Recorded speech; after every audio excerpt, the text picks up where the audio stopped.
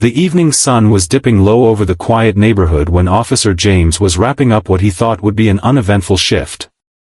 The hum of the patrol car was almost calming when a sudden, desperate sound cut through the calm, the unmistakable cry of a child. He turned his head just in time to see a little girl, no older than 6, running toward his car with tears streaking down her cheeks, her small hands trembling as she tried to speak through sobs. Her pink dress was wrinkled, her hair messy as though she had been running for a while, and her voice broke with urgency as she begged, "Please, follow me home." Something in her eyes, a mixture of fear, desperation, and hope, made him realize this wasn't just a child having a bad day. This was a cry for help, and every instinct in him told him he couldn't ignore it.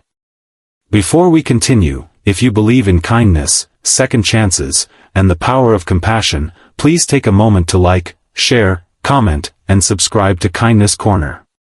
Your support helps us keep bringing heart-touching stories like this to life. James didn't waste a second. He stepped out of the car, crouched down to her level, and reassured her that he was there to help. Her small hand tugged at his as she urged him to follow, her pace quick and filled with urgency. She didn't say much on the way, only glancing back occasionally to make sure he was keeping up. The path led through narrow suburban streets, each step deepening the tension inside him.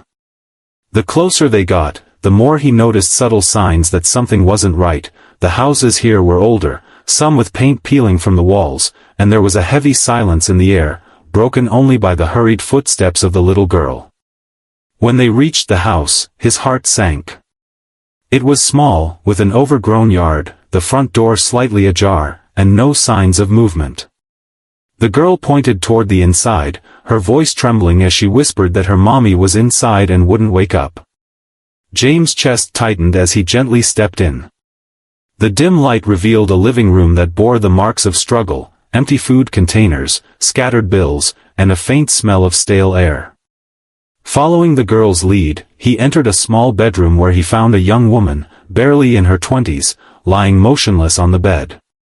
James quickly checked her pulse. She was alive but weak, her breathing shallow. It didn't take long for him to realize she wasn't just sleeping, she was in serious need of medical help. While calling for an ambulance, he kept talking to the little girl, asking gentle questions to keep her calm. Her name was Emily. Through quiet sobs, she explained that her mommy had been sick for days, that she had tried to make her soup but couldn't reach the stove, and that she'd been scared to leave her side until she realized she needed help. That's when she ran out and saw the police car. The paramedics arrived quickly and took the young woman to the hospital. Emily clung to James' uniform, refusing to let go as fear gripped her heart. James reassured her that he would stay by her side until her mother was safe. He drove Emily to the hospital, holding her small hand as they walked into the waiting area. The hours were long, the sterile smell of the hospital heavy in the air, but James never left. Eventually, a doctor came out with an update. Emily's mother, Sarah, had collapsed due to severe exhaustion, dehydration, and untreated pneumonia. She had been pushing herself too hard, working multiple jobs and skipping her own health to care for her daughter. As James listened, he couldn't shake the image of the small, cluttered home and the stack of unpaid bills. It was clear that Sarah had been struggling quietly for a long time, too proud or too afraid to ask for help. Emily sat quietly, hugging her knees, glancing up at every passing nurse as if hoping one of them would bring news of her mother. James crouched down beside her, promising he would make sure everything would be okay. Over the next few days, while Sarah recovered, James visited often. Emily started to smile more, finding comfort in his presence. He learned how Sarah had been abandoned by Emily's father, left to raise her daughter alone with no family nearby. She had been taking on cleaning jobs, working late into the night, all while hiding her struggles from everyone. James realized that without intervention, their life would slip right back into hardship the moment Sarah was discharged. Quietly, James reached out to local charities, community members, and even some of his fellow officers. Within days, donations of food, clothing, and funds began to pour in. When Sarah was finally well enough to leave the hospital, she returned to find her home cleaned, stocked with fresh groceries, and repairs underway. Tears streamed down her face as she realized she wasn't alone anymore. Emily's smile that day was brighter than James had ever seen.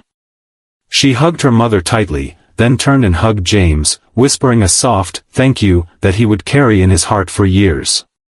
The neighborhood, inspired by the story of a little girl's bravery and a community's compassion, continued to check in on Sarah and Emily. Sarah began working fewer hours at a stable job that allowed her more time with Emily, and the bond between them grew even stronger. As James stood outside their home one evening, watching Emily play in the yard while Sarah chatted with neighbors, he realized this wasn't just about one rescue. It was about hope, about how even the smallest voices, like Emily's plea that day, could lead to life-changing kindness. If this story touched your heart, please like, share, and subscribe to Kindness Corner. It helps us keep sharing these powerful reminders that kindness still exists in the world.